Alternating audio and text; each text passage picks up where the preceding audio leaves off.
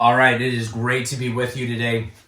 Yet again, we're talking about something that is tremendously important, especially as you get into that senior leader role, your first-time executive role. Additionally, we are not just looking at you as your senior leader role or whatever leadership role you're in, but as well, we're looking at this from the standpoint of how well are you helping other people lead, right? So if you'll remember, when we talk about domain dominance, we're talking about dominating the 8 key areas of life, right? Friends, family, finances, future, etc. If you haven't seen that, I'll link that to this video. But we're now starting to tie together your capability to accelerate not only healthy leadership in yourself, but now you being a leader-making leader. And that's really what today is about. And so, in my estimation, this might be one of the most important videos we ever do. I see this particularly of imperative nature personally and professionally, and we're going to talk about trust. At the end of the day, everything is done at the speed of trust. If you haven't read the book Speed of Trust, you can go get it by I think it's Covey Jr. Forgive me, Covey's, for not knowing that before this. But the idea here is if you don't have trust, you don't do it. So for instance, the example I love using because it's absolutely silly if you think about it, but think about the person visiting Seattle, and let's say they're hankering for a burger, and they come into Seattle, they're from out of town, and they think, well, at least I know what I'm going to get with that Big Mac, and so they now go spend whatever, $7, $8, $9 for a Big Mac meal at McDonald's, or if they wait for happy hour, they can go to the Met downtown, off of 2nd Avenue, and they get the Works Burger, which is normally a $30 burger, but they can get it for $6.99 or whatever it is, and it is the best burger that you have ever had. Now, why would someone not do that? Well, sure, maybe they don't know about it, maybe they haven't researched it, but at the end of the day, what does our brain want? Our brain wants control, and so we say, well, I'll go get that Big Mac because I know what to expect. In other words, I trust the outcome, because it doesn't matter if you're at McDonald's in Miami, McDonald's in Seattle, McDonald's in Hawaii or in Honolulu, you are getting the same thing because you trust that burger. Is it a better burger? No. I mean, it may not even be real meat. Whatever, I'm not here to get political. What I am here to do, though, is help you start thinking through when something is clunky, when something doesn't work, think through your level of trust. Most particularly with people, let's think through how much or little you trust them. As well as in your personal life. How much do you trust your partner, your spouse, your parents, your kids, your neighbors? So personally and professionally, everything is really done from this leadership trust. And I think there's 3 key categories. This is my overarching bucket for how much or how little I will engage someone. And I've been thinking about this now for at least, I guess, 2016 or so is when this concept really hit me.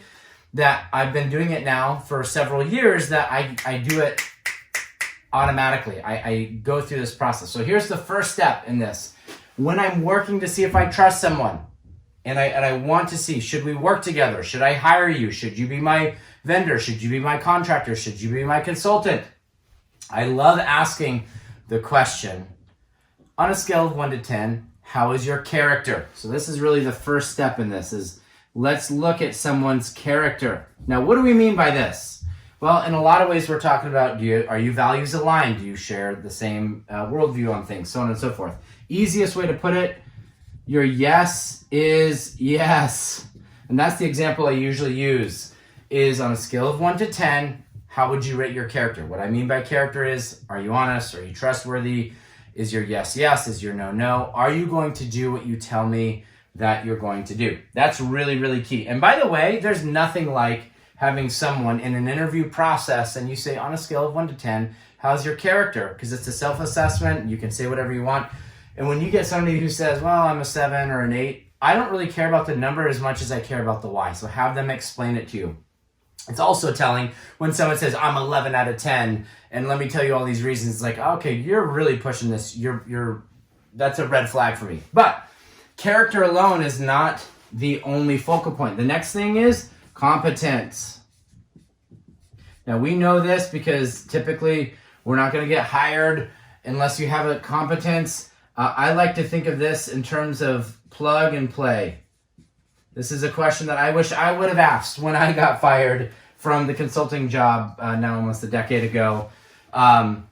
What they were looking for in terms of competence is not what I was offering. What I was offering is I'm going to be first in, quick to learn, last out, I'll work hard. What they really wanted was someone who was a bit more plug and play. They wanted somebody who was able to have a bit more awareness or competence in that level of work. And you know what? At the end of the day, that's just fine. That's their prerogative.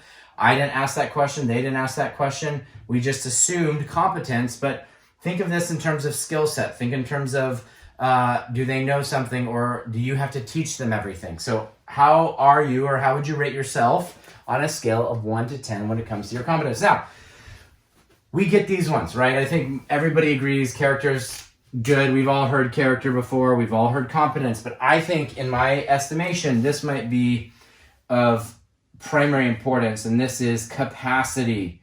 I want to know, what is someone's capacity? In other words, what are they doing with the 168 hours in the week? Or what are they doing with the 1,440 minutes in the day?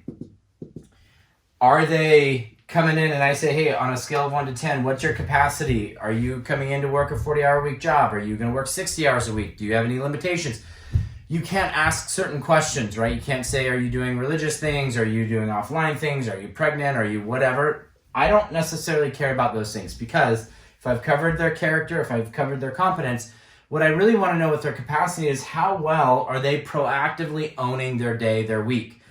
So questions I will ask, for example, let's say you came in and said, on a scale of 1 to 10, my capacity is 7. They said, okay, great. Why is it a 7? It's like, well, I have Toastmasters that I do every Tuesday at lunchtime, which I was a byproduct of and benefited from that really helpful program.